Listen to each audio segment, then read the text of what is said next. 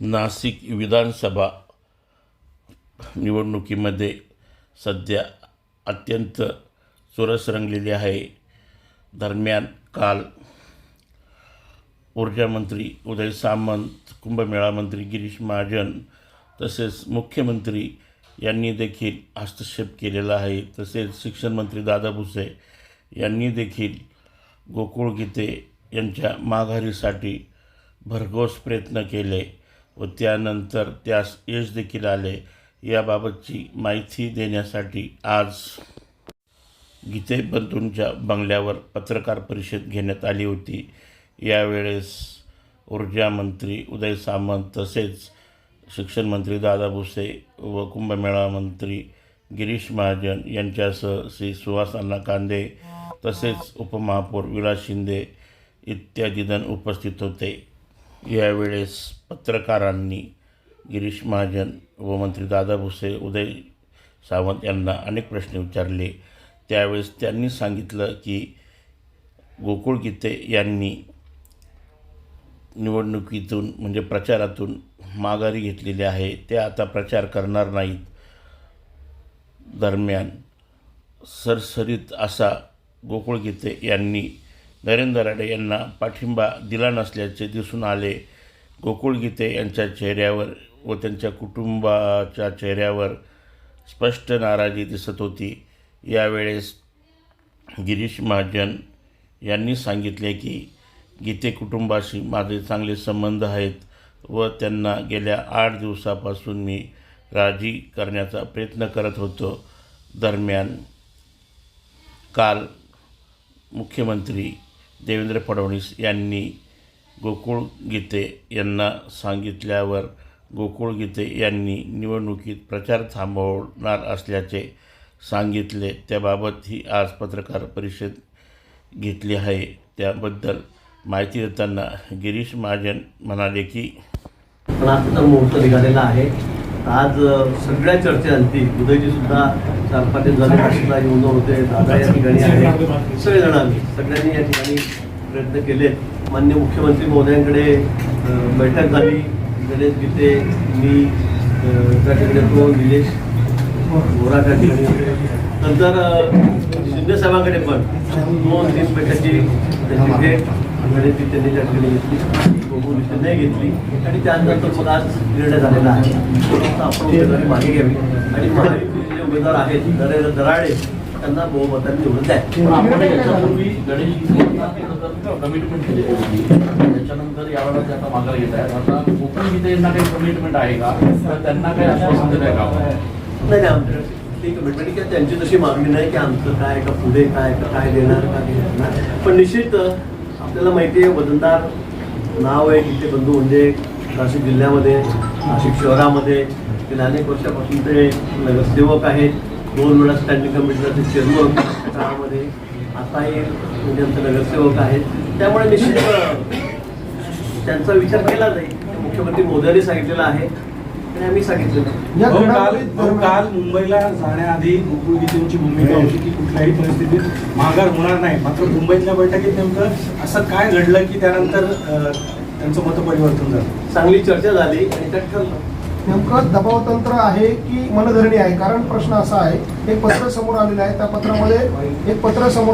पत्रामध्ये राज्याच्या कायदेशीर सल्लागारांनी हायकोर्टाच्या वकिलांना पत्र लिहिलेलं आहे. त्यामध्ये म्हाडा प्रकरणाची चौकशी करावी किंवा म्हाडा प्रकरणामध्ये सुप्रीम कोर्टात जावं आणि गणेश गीतेंचा जामीन अर्ज जो आहे तो रद्द करावा असं एक पत्र. म्हाडाच्या केसमध्ये अनेक लोकांचं ते फक्त गीतेंचंच नाही, त्याच्यामध्ये अनेक लोकांचं नाव आहे आणि तो विषय काही एवढा मोठा नाही की त्यामुळे गीते बंधू म्हणतील की आम्ही आता माघार येऊन टाकतो आणि घाबरतो. असा कुठला विषय नाही आहे. योगायोग विषय तसा न्यायप्रविष्टच आहे. योगायोग असा विषय न्यायप्रविष्टच आहे. ती त्याचा आणि याच्याशी कुठलाही संबंध नाहीये. मला नाही आणि गीते काही तशा छोट्याशा नोटीसला घाबरून मागे घेतील असं एक त्यांचा स्वभाव नाही. तुम्हालाही माहिती, मलाही माहिती. 7 मेला पत्र टाईप झालेलं आहे. ते पत्र तातडीचं होतं, ते 8 मेला जाणं अपेक्षित होतं. मात्र 1 जूनला ते रिसिव्ह होतंय. ज्या दिवशी गीते बंधू उमेदवारी अर्ज दाखल करतात त्या दिवशी ते रिसिव्ह होतंय. आता इतके दिवस झाल्यावर एक पत्र दिलं नाही, मग तुम्ही परत असं म्हणाल की इतके दिवस झाल्यावर तुम्ही काय करतो, पत्र का दिलं नाही? असं नाहीये. हा विषय तो विषय म्हाडाचा विषय छोटा आहे, तो वेगळा आहे, न्यायप्रविष्ट विषय आहे. असं काही विषय नाही. घायघाईवर आलेला की याच्यामुळे हे करा तर ते करू, ते करा तर ते करू, असं कुठलाही विषय नाही. तर कुठलाही विषय नाही, त्याचा याच्याशी संदर्भ जोडता आपण कामात नाही. पण मुख्यमंत्री महोदयांची चर्चा झाल्यानंतर, मान्य उपमुख्यमंत्री महोदयांची चर्चा झाल्यानंतर निर्णय केलेला आहे की आता याचं विड्रॉल व्हावं, मागे जावं आणि नरेंद्र राणे यांना आपण पाठिंबा घेऊन आणावं. मग इतका वेळ का लागला होता भाऊ? तुमच्यासारखे तीन दिग्गज मंत्री नाशिकमध्ये 4-5 दिवस होते. एका अपक्ष उमेदवाराची आता वारंवार ते देखील की माझा भाजपशी थेट काही संबंध नाहीये, मग एका अपक्ष उमेदवाराची एवढी भीती महायुतीला का वाटावी? त्या भीतीने गीते गणेश गीते आहेत ते आमच्याशी जुळले, तुम्हाला माहिती. माझ्या किती जवळचे संबंध आहे त्यांचे तुम्हाला माहिती आहे. आणि त्यामुळे मग तुम्हीच दाखवलं बघा, गिरीश महाजन जिथे जवळचे आहेत तेच बंडखोरी करतात, तिथेच दाखवतात. आणि मलाही रोज दाखवायला पाहिजे काहीतरी, म्हणून आम्ही 2-4 दिवस तुम्ही काय नाही, उलट त्यांची उमेदवारी टाइम राहिली आम्हाला जास्त दिवस दाखवत आला काय नाही. एकदा तुम्ही आता 16 ठिकाणी झालेले, परत दाखवताय का तुम्ही? परत दाखवत नाही, आमचं दाखवताय. हो, पण याच्या निमित्ताने एक प्रश्न असा उपस्थित होतोय की 3 मंत्री 8-8 दिवस एका कामासाठी, हे जर जनतेच्या कामासाठी 3 मंत्र्यांनी एकत्र राहिलं असतं, अधिक कामं जनतेची झाली असती. नाही, असा आमचं प्रश्न काम तर आहे. चालूच होतं. यांचं MIDCचं सुरू होतं इथे, आणि माझं कुंभमेळ्याचं काम तर रोजच सुरू आहे. साफसफाईपासून बघितलं असेल आपण, नदी सफाईपासून सुरू आहे, झाडं लावण्यापासून सुरू आहे. काल पुन्हा मिटिंगही झाली शेतकऱ्यांसोबत. आजही आता कुंभमेळ्याचंच काम, आता आपण शिलान्यासासाठी आपण या ठिकाणी आलो, त्याचं पूजन त्या ठिकाणी झालं. नरेंद्राचार्य महाराज आहे तिथे, घरवापशीचा कार्यक्रम 650 लोकांचा, तिथे मी होतो. काम कुठेही थांबलेलं नाही, काम कुठेही थांबलेलं नाही. नाशिकचा आमचा तर रोजचाच संबंध आहे. जी बैठक झाली आत्ताची बैठक, त्या बैठकीमध्ये देखील गोकुळ गीते आक्रमकपणे बोलत होते. त्यांची नाराजी अजूनही त्यांच्या चेहऱ्यावर स्पष्टपणे जाणवते आहे की केवळ त्यांना तुम्ही सांगितलं म्हणून माघार झाली, पण तुमच्या तुझं काय म्हणणं काय असं कोण मागे असं अजिबात नाहीये. उमेदवाराबद्दल त्याची थोडीशी नाराजी होती नरेंद्र, पण ती चर्चा होऊन तो प्रश्न आता मागे लागलेला आहे. आता कुठली नाराजी राहिलेली नाही, काही दुसरं कुठली नाराजी नव्हती, फक्त उमेदवारांबद्दल ती नाराजी होती. ठीक आहे, आता ते प्रत्येकाचं महायुती सरकार कुठेतरी नवा पायंडा पाडते, कारण महागाईचा दिवस उलटून गेल्यानंतर देखील महागाईसाठी प्रयत्न केले जात आहेत. कसं धीरे झाले, त्यानंतर गोकुळ गीते झाले, आणि आता जर गोकुळ गीते जरी महागाईची घोषणा केली तरी मात्र त्यांचा प्रचार होणार आहे, कार्यकर्ते करते येणार, कार्यकर्त्यावर त्यांचं नाव येणार आहे. येऊ दे, मग काय अनेक वेळेला होतं. तेवढी महायुती आहे खरं म्हणजे त्यावेळेलाच माघार व्हायला पाहिजे होती. ते कारणामुळे ते झाले नाही, ते नॉट रिचेबल झाले. पण आता निवडणुका लागलेल्या आहेत. आता इथे महायुतीमध्ये आम्ही प्रतिनिधित्व घेऊ शकत नाही, कारण आम्हाला महायुती म्हणून तो महायुतीचा उमेदवार असेल त्यालाच मतदान करावं लागेल. आणि ते आमचे कार्यकर्ते आहेत, जुने कार्यकर्ते आहेत, प्रमुख कार्यकर्ते आहेत, आणि बोला मी त्यांना मागे सांगितलं तरी मागे घेतलेली. तुमच्या पक्षात सक्रिय नाहीये, त्यांनी असं पहिल्या दिवशी खुलासा केला होता. मात्र आपण त्यांना सांगतात की आपण महायुतीचा घटक आहात, त्यांच्यावर दबाव टाकून चर्चा आहे नाशिकमध्ये, तर त्यांना मागे घेण्यासाठी आपण हे केलं. थोडी दबाव टाकले, मी वारंवार तेच सांगतो, आम्ही कोणते दबाव टाकलेला नाही, आणि कुठलाही दबाव टाकलेला नाही. ते परिवार आमचाच आहे. तुम्हीच म्हणता की ते तुमचे नाही, तुमचे नाही. त्यांनी सांगितलं होतं की मी पक्षात नाही येत, आणि त्यांनी पहिल्या पक्षात असेल तरी तो परिवार आमचाच आहे. जळगावला रेशमा तुमच्या ताई उमेदवाराचं असं काय, तुमच्या उमेदवाराचं असं काय चुकलं होतं ज्याच्यामुळे गोकुळ गीतेच नाही तर अनेक नगरसेवक, अनेक पदाधिकारी नाराज होते? तुम्ही काही सल्ला देणार आहात का? नाही, निश्चित सामंत साहेब या ठिकाणी जाता येईल, आम्ही त्यांच्याशी बोललेलो आहे. संपर्क असला पाहिजे त्या निवडून गेल्यावर, कॉर्डिनेशन असलं पाहिजे, कॉन्टॅक्ट असले पाहिजे, कामाच्या पद्धतीत थोडा बदल केला पाहिजे. प्रत्येकाची अपेक्षा असते आणि ती असली पाहिजे, खरं आहे. पण आता त्यांना शिंदे साहेबांनीच आमच्याविषयी जास्त समज दिलेली आहे. सामंत साहेब, आम्ही, मी स्वतः, आम्ही सगळे त्याच्याशी बोललेलो आहोत. आता आपल्यासमोरचा सगळा विषय झाला आमच्यासमोर बसून. मला वाटतं यापुढे सुधारणा होईल, पण आता विषय हा संपलेला आहे. आता गोकुळ त्यांनी माघार घेतलेली आहे, आणि आमचे एकटे उमेदवार या ठिकाणी आहे.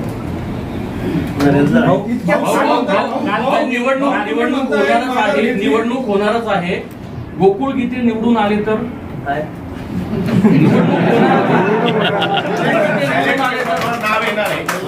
आमदार होतील ते निवडून आले तर आमदार होतील. कोणत्या पक्षाकडनं? भाऊ, मागच्या निवडणुकीत असा अनुभव झाला होता, शिवाजी साने उभे होते, स्वतः मुख्यमंत्र्यांनी आदेश दिला होता एकही मत फुटायला नको, शिवाजी सानेंना निवडून आणायचं, तरी त्यांचा पराभव झाला होता. यावेळेला तुम्ही नगरसेवकांना अशी काय संदेश देणार आहात, काय आदेश देणार आहात? की मत इकडे तिकडे जाणार नाही? काय सध्याची गरज नाही. आता यांनी माघार केल्यानंतर आम्ही आमचा एकच उमेदवार त्या ठिकाणी राहणार आहे महायुतीचा. तिथे कुठेही मताचं विभाजन होणार नाही. तुम्हाला दिसेल किती मतं पडतील आम्हाला, तुम्हाला दिसेल. त्यामुळे इथे कुठे तो फक्त नाहीच नाही. ते सगळे 100% मतं आमचे महायुतीचे ते आम्हालाच पडतील. गोकुळ किती गड्या किती असतील आम्ही सगळे प्रयत्नच करणार आहोत त्यासाठी. की आम्ही असं पाठीत पंजूस उपसायचं आमचं कामच नाही की आता आम्ही माघार घेतली दुसऱ्या प्राकृतून. आणि ते एक छोटं इलेक्शन नाही आहे, तुम्हाला माहिती कसं असतं इलेक्शन. त्यामुळे असं नाही होत लगेच की नुसतं कोण देऊन टाक असं होतं ना, असं नाही होत. लोक सगळे इथे निवडून आले लोक सगळे सुज्ञ आहेत, बरोबर आहे. ते कसं मतदान करतं काय सगळ्यांना माहीत आहे. त्यामुळे मला असं वाटतं की असं काहीही होणार नाही. आणि आम्ही मनापासून मागायचं म्हणजे असं की नुसतं काहीतरी त्याला सांगायचं म्हणून सांगायचं आणि नंतर मधून काही करायचं असा कुठलाही विषय या ठिकाणी नाही. भाऊ पण मग निवडणूक त्यांना त्यांची उमेदवारीला माघार घेण्यापेक्षा तुम्ही तुमच्या उमेदवारीचा प्रचार केला असता तर अधिक बरं चाललं असतं ते चाललं असतं. पण आम्ही ते सांगितलं की हा परिवार आमचा आहे. आम्हाला आपसामध्ये आम्हाला विभाजन करायचं नाही. आपसामध्ये विभाजन करायचं नाही. आम्हाला आम्ही सगळे एकच आहोत. तुम्हाला माहिती आहे किती परिवाराचे माझे संबंध काय हे परिवाराच्या आता पलीकडे भाऊ. परत तुम्ही म्हणता की त्यांना बरोबर देत परत तुम्ही वेगळं नाही, बोलता. हे परिवाराच्या पुढे आहे. तुमचा मतदारांवर अविश्वास आहे असा संदेश यामधनं जातो. अजिबात नाही कौशल्य. आमची महायुती आहे. महायुतीमध्ये आम्ही एका घटक पक्ष आहोत आणि मोठे भाऊ आहोत. आमचाच माणूस आमचाच उमेदवारी करेल, बंडखोरी करेल तर ते काही योग्य वाटतात. 17 पैकी 16 ठिकाणी सगळं बरोबर झालेलं आहे. 11 ठिकाणी निवडणुका लढतोय, त्यातल्या 10 ठिकाणी सगळं व्यवस्थित झालेलं आहे. अब्दुल सत्तार होते, त्यांचा मुलगा एका ठिकाणी उमेदवार होता, बरोबर आहे की नाही. त्यांनी माघार घेतली की नाही. त्यांचंही मत त्याच्या अधिक होतं, बरोबर आहे. जळगावात तीच परिस्थिती आहे. तिथलं जाणार काय करतील आहे का? एकंदरीत आपण सर्वच या प्रक्रियेमध्ये ठामपणे माझ्या मागे उभे राहिलात आणि एक कार्यकर्ता आणि त्या कार्यकर्त्याच्या मागे काम करणारं नेटवर्क कसं असते महाराष्ट्राला आपण मागच्या 8 दिवसात त्या ठिकाणी सतत 24 तास त्या ठिकाणी दाखवत होता. ही निवडणूक किंवा ही जागा भारतीय जनता पार्टीच्या माध्यमातून गणेश भाऊंना मिळावी असा पूर्वी शब्द त्या ठिकाणी दिला गेलेला होता. ज्यावेळेस आपण विधानसभेची निवडणूक लढवली त्यात आपल्याला अपयश आला आणि त्यानंतर पुन्हा गिरीश भाऊंच्या माध्यमातून गणेश भाऊंना त्या ठिकाणी भारतीय जनता पार्टीमध्ये पुन्हा आपली त्या ठिकाणी रिएंट्री झाली. त्यावेळेस विधान परिषदेची जागा भाजपला घेऊन ती जागा गणेश भाऊंना मिळावी असं त्या ठिकाणी मुंबईमध्ये त्या ठिकाणी शब्द घेतलेला गेला होता. पण आपण बघितलं का मागच्या रविवारी साधारणतः 31 मेला कदाचित मी 1 जूनला त्या ठिकाणी फॉर्म भरला. 31 मेला ही जागा महायुतीमध्ये शिंदे गटाला सुटली आली. भाऊंचा फॉर्म तर आपण 30 मेलाच त्या ठिकाणी भरलेला होता. आणि एकंदरीत या मतदारसंघातलं सगळं दूषित वातावरण, कार्यकर्त्यांचा रेटा त्या ठिकाणी 31 मेला सायंकाळी कार्यकर्त्यांनी मला खूप आग्रह केला की आपण ही निवडणूक लढवली पाहिजे, अपॉर्च्युनिटी आहे आणि आपण त्या ठिकाणी पुढे गेलो पाहिजे. आणि म्हणून 1 जूनला मी त्या ठिकाणी फॉर्म भरला. 2 आणि 3 जूनला त्या ठिकाणी मला गिरीश भाऊ महाजनांच्या माध्यमातून गणेश भाऊंना त्या ठिकाणी फोन आले. मला पण त्या ठिकाणी त्यांनी कॉन्टॅक्ट केला आणि या निवडणुकीत आपण थांबलं पाहिजे असं त्यांनी मला सांगितलं. पण निवडणूक आणि कार्यकर्त्यांचे मतं जाणून घेतल्यानंतर निवडणूक माझ्या हातात आहे असं एकंदरीत वातावरण कालपर्यंत मला जाणवत होतं. असू शकतं पण एकंदरीत सगळ्याच गोष्टी आपल्याला माहीत आहे का आपण पहिल्या दिवसापासून महाजन आणि गीते एक निकटवर्ती हा शब्द आपण त्या ठिकाणी जोडला गेला आणि ते आहेच, ते आमचे मार्गदर्शक आहेत. मी जरी प्रत्यक्ष भारतीय जनता पार्टीचा त्या ठिकाणी सक्रिय कार्यकर्ता नसलो तरी त्या ठिकाणी त्यांचा एक कृपाविश्वास सदैव त्या ठिकाणी गणेश भाऊंच्या आणि आमच्या कुटुंबाच्या मागे राहिलेला आहे. आणि अशा वेळेस राज्याचे वरिष्ठ नेते आदरणीय फडणवीस साहेब, शिंदे साहेब यांना असं कुठेतरी संशय येत होता की या ठिकाणी गोकुळ गीतांना त्या ठिकाणी गिरीश महाजनांचंच त्या ठिकाणी पाठबळ मिळतं काय. आणि त्या माध्यमातून मागच्या 3-4 दिवसापासून त्या ठिकाणी त्या ठिकाणी गिरीश भाऊ मोठा त्या ठिकाणी वरचा दबाव होता की नाही हे तुमच्या हातात आहे ना, असं का होत नाही. मधल्या 8 दिवसापासून त्या ठिकाणी उदय सामंत साहेब पण नाशिक जिल्ह्याच्या या समन्वय समिती असल्यामुळे सक्रिय होते. त्यांच्या माध्यमातून आपले आमदार सुहास अण्णा कांदेंचा पण त्या ठिकाणी मला रेटा होता की सोयरे काहीतरी आपण निर्णय घेतला पाहिजे. आणि निवडणूक खरंच माझ्या बाजूने होते. जरी महायुतीचं मतदान या ठिकाणी प्रत्यक्षात जास्त असलं तरी त्या ठिकाणी प्रतिस्पर्धी उमेदवारावर खूप मोठी नाराजी या मतदारसंघात होते, असू शकते. पण त्या ठिकाणी मी जर या प्रचारात जर थांबलो नाही तर कदाचित या ठिकाणी वेगळा निकाल लागू शकतो, मला माहित नाही. किंवा महायुतीचे मतदार त्या ठिकाणी चांगले असल्यामुळे कदाचित निकाल त्यांच्या बाजूने पण लागू शकतो. जो जर हा प्रश्न होता.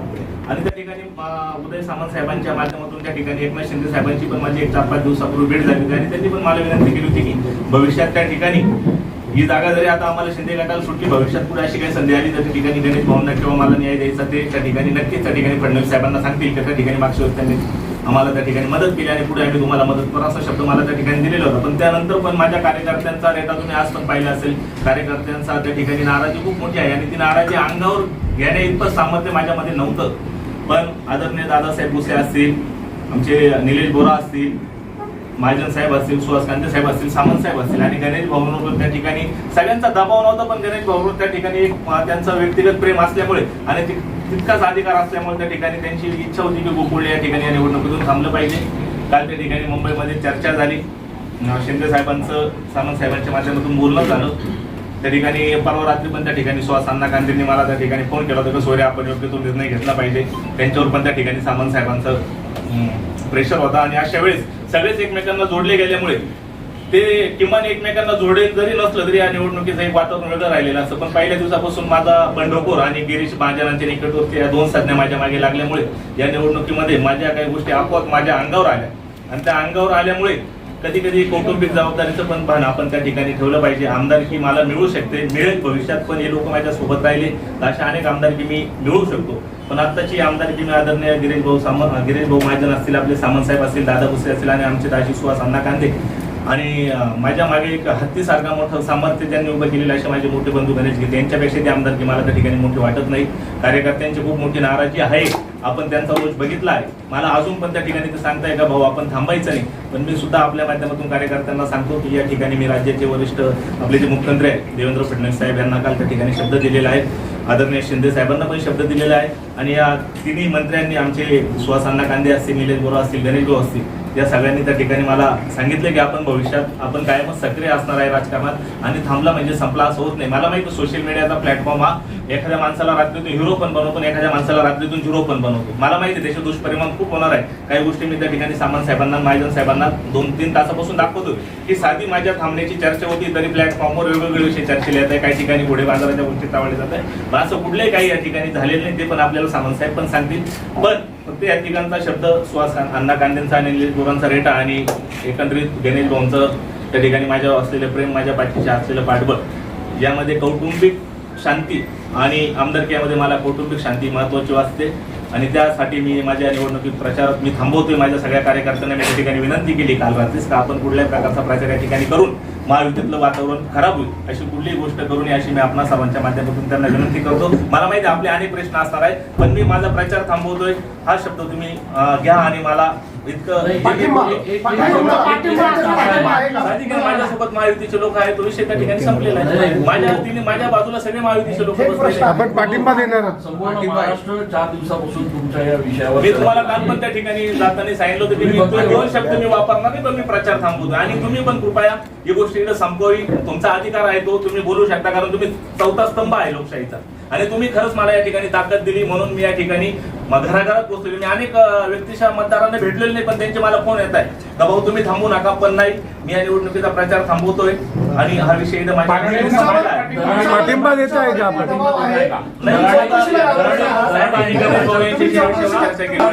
चौकशीला घाबरल्या. सभेची पण निवडणूक राष्ट्रवादी पार्टीकडून आपण लढवली होती, ती अंगावर घेतली होती. त्यावेळेस सत्ताधारी पार्टी आपल्या समोर होती तरी त्यावेळेस तुम्ही सगळे साक्षीदार आहात.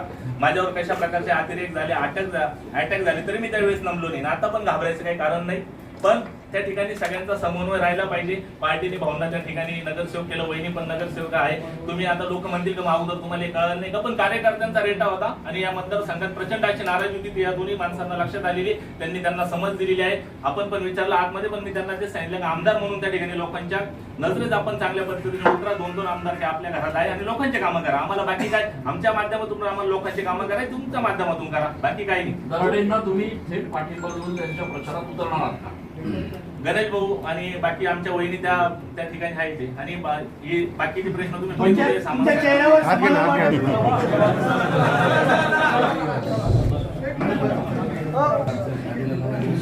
उमेदवार होते त्यांना आणि ही उमेदवारी थांबवण्यासाठी ज्यांनी प्रयत्न केले त्याच्यामध्ये सुहास अण्णा आहेत, दादासाहेब आहेत, आमचे निलेश बोरा आहेत, अजून एक नाव राहिलं प्रमोद कुटे म्हणून आहे.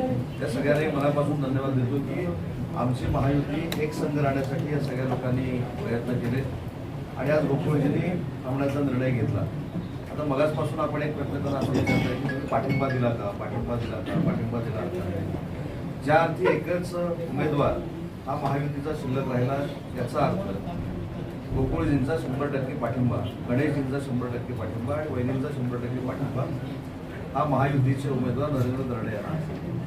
दुसरी महत्त्वाची गोष्ट, जे काही वेगवेगळ्या पद्धतीनं सोशल मीडियावर काही केलं जातं, मी आत्ताच आमचे उमेदवार नरेंद्र दराडे यांना CP एक अर्ज द्यायला सांगितलेला आहे की या वाईट पोस्टची सुरुवात कुठनं होते याचा देखील आम्ही अभ्यास करणार आहोत. त्या शेवटच्या व्यक्तीपर्यंत आम्ही पोहोचणार आहोत आणि त्याच्यावर देखील आम्ही पोलीस कारवाई करणार आहोत. कारण दोन बंधूंनी कुठचीही कमिटमेंट न करता कुठचाही म्हणजे ठीक आहे 4-5 दिवस गेले असतील, पण त्या पद्धतीनं सोशल मीडियावर काही पोस्ट टाकण्याचा प्रकार त्या नाशिक परिसरामध्ये घडतोय, तर त्याचा आजच संध्याकाळपर्यंत CP अर्ज जाईल आणि पुढच्या 2 दिवसामध्ये ही यंत्रणा कुठनं चालते याचा देखील पर्दाफाश नक्की होईल.